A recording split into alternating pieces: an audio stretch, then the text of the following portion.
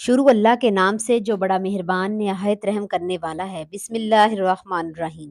گھر میں کوئی بے نمازی یا نافرمان ہو، یہ ایک آیت دم کر کے پلا دو، بس وہ پکا نمازی اور پاؤں دھو کر پینے والا فرما بردار بن جائے گا انشاءاللہ۔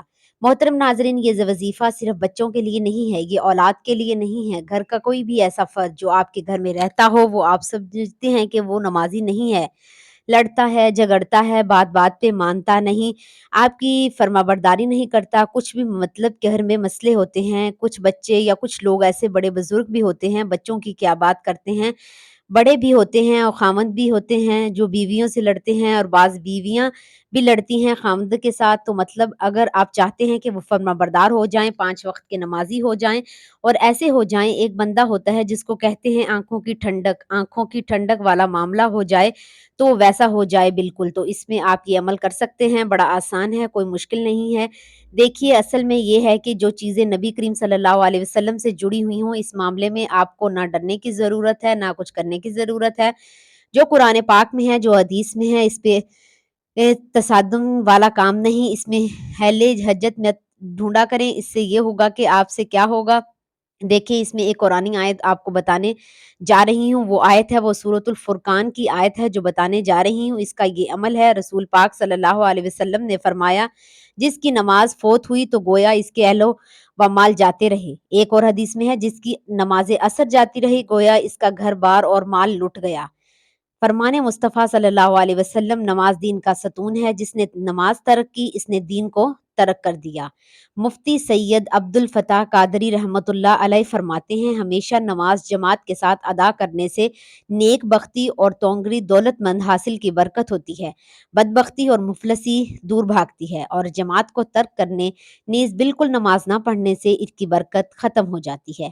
امیر المومنین حضرت سیدنا فاروق اعظم رضی اللہ تعالی عنہ بیان کرتے ہیں، نبی پاک صلی اللہ علیہ وسلم کا فرمان ہے، جس نے جان بوجھ کر نماز چھوڑی، اللہ پاک اس کے عمل برباد کر دے گا اور اللہ پاک کا ذمہ اس سے اٹھ جائے گا جب تک اللہ پاک کی بارگاہ میں توبہ نہ کر لے۔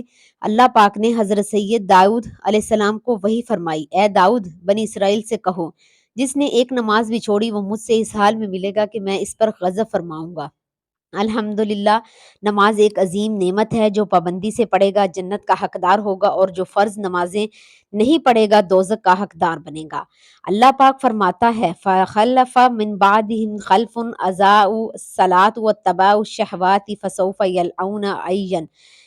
ایمان تو ان کے بعد ان کی جگہ وہ ناخلف آئے جنہوں نے نمازیں گنوائیں اور اپنی خواہشوں کے پیچھے ہوئے، تو عنقریب وہ دوزخ میں غنی کا جنگل پائیں گے۔ حضرت علامہ مولانا مفتی احمد امجد علی اعظم رحمۃ اللہ علیہ فرماتے ہیں، جہنم میں ایک وادی ہے جس کی گرمی اور گہرائی سب سے زیادہ ہے، اس میں ایک کنواں ہے، اس کا نام حب ہے۔ جب جہنم کی آگ بجھنے پر آتی ہے، اللہ پاک اس کنویں کو کھول دیتا ہے، جس سے وہ بدستور پہلے کی طرف بھڑکنے لگتی ہے۔ اللہ پاک فرماتا ہے، جب بجھنے پر آئے گی ہم اور بھڑکا دیں گے۔ یہ کنواں بے نمازیوں اور زانیوں اور شرابیوں اور سود خوروں اور ماں باپ کو اذیت دینے والوں کے لیے ہے۔ مکی مدنی آقا صلی اللہ علیہ وآلہ وسلم نے فرمایا، جس نے فرض نمازیں بغیر عذر کے چھوڑیں تو اس کا عمل ضائع ہو گیا۔ بے نمازی کی عمر سے برکت ختم کر دی جائے گی، اس کی دعا آسمان تک نہ پہنچے گی، اور نیک بندوں کی دعاؤں میں اس کا کوئی حصہ نہ ہوگا۔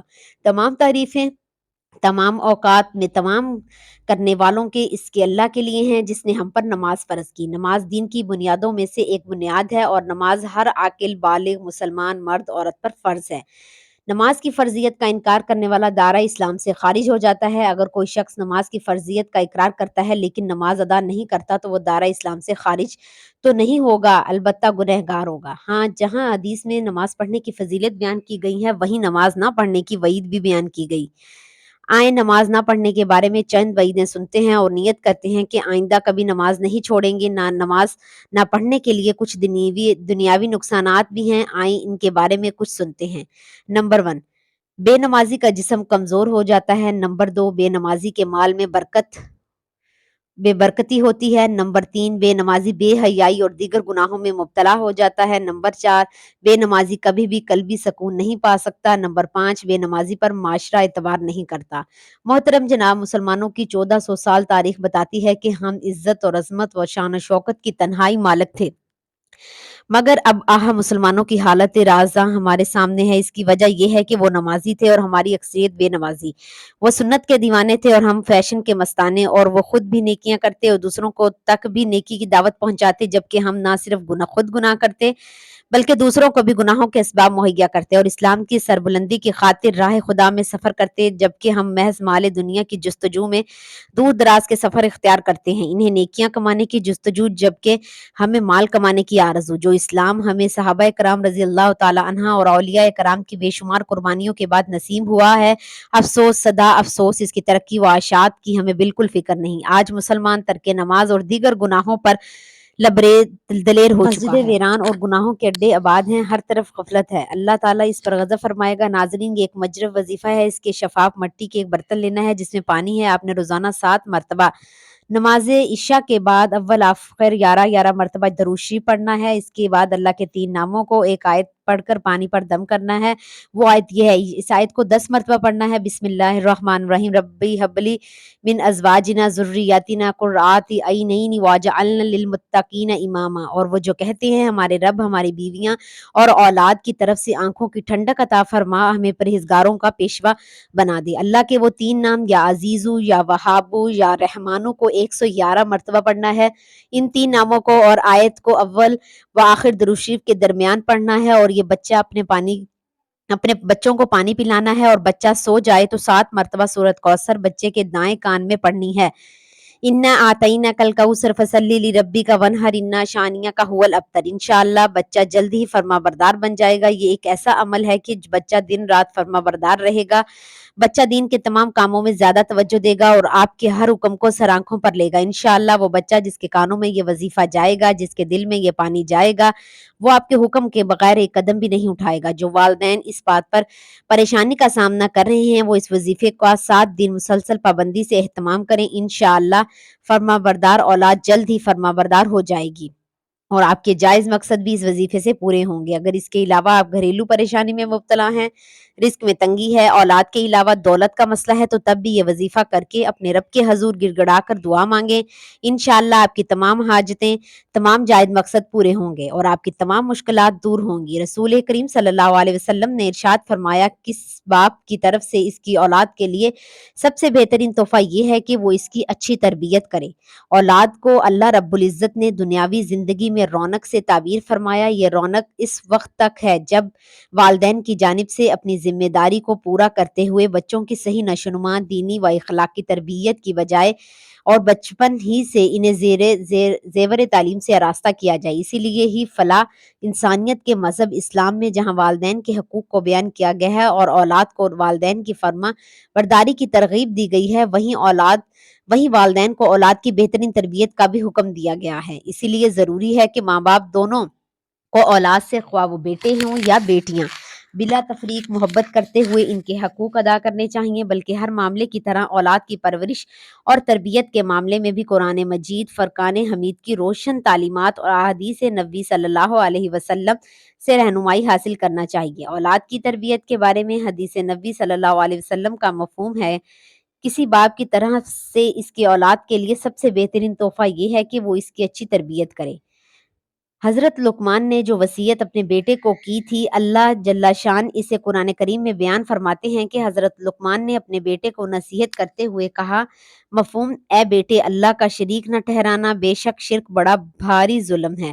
حضرت لقمان نے آگے فرمایا، مفہوم: اے میرے بیٹے، اگر کوئی عمل رائی کی دانے کے برابر ہو تب بھی اسے معمولی نہ سمجھنا کہ وہ عمل کسی پتھر میں یا آسمانوں میں ہو یا پھر زمین کے اندر، زمین کی تہہ میں چھپا ہوا ہو، یا اللہ تبارک و تعالیٰ اسے ظاہر فرمائیں گے۔